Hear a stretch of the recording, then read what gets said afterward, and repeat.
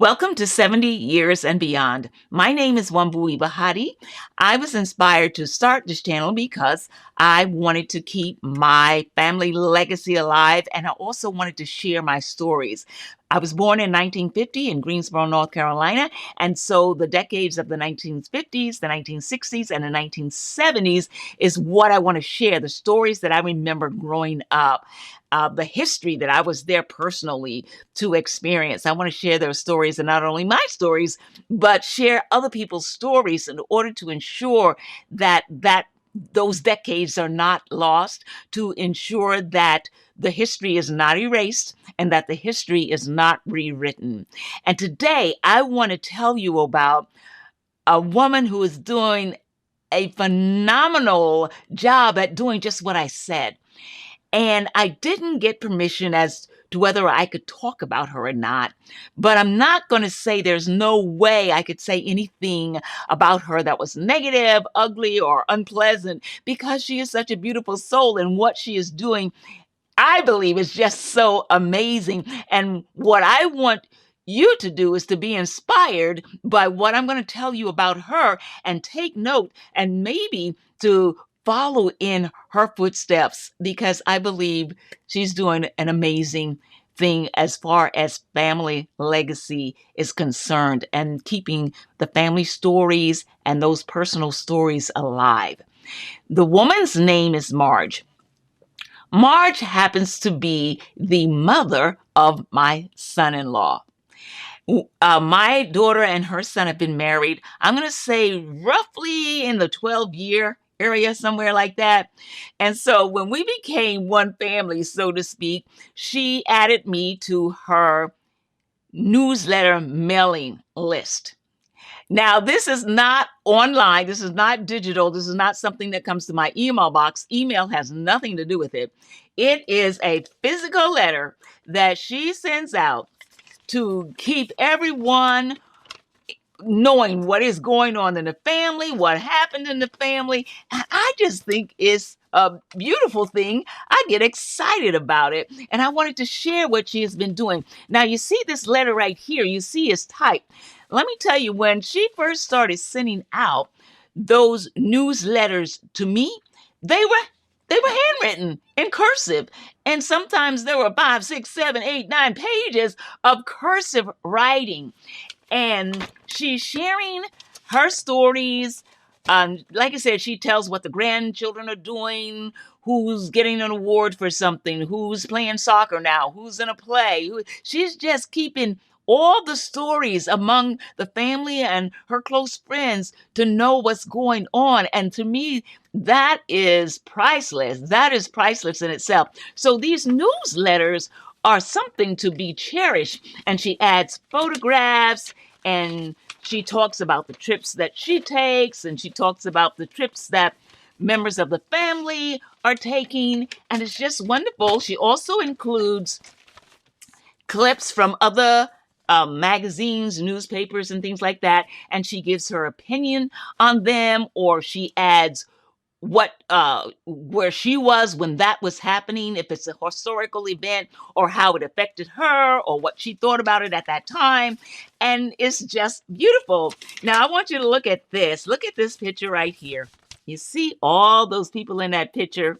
Okay, she says, here's a picture taken at a holiday celebration at my uncle's house. I don't want to call anybody's name. At my uncle's home many years ago, including members of my dad's family. Okay, on my dad's side, I had only 12 first cousins. On my mom's side, I had 23 first cousins. How many people have 35 first cousins? I always loved the holidays, and when we would be together, my 5 children have only 8 first cousins. Times have certainly changed, she writes. And she includes that beautiful photograph, 35 first cousins. And so it's that kind of stuff that is just, again, it's just priceless. That's the only word I can think of. I want to share this little tidbit too right here. Again, I'm not going to get, share any names or whatever, but it says, by the way, A quickie tale from my first visit to Las Vegas, where my friend Blank and I stayed. She's fair-skinned and got badly sunburned the first day, which required her to stay in bed a day or two. I was roaming around the lobby of the Flamingo Hotel and walked over to look at the jewelry counter. I came upon Mickey Rooney. She's not saying this, I'm saying this right now, this part. Y'all remember Mickey Rooney? Who happened to be buying earrings. He pinched my cheek and asked which of two pairs I preferred, and he bought those for the lucky lady who wasn't present. Quite a thrill for me. So there's quite a bit of history.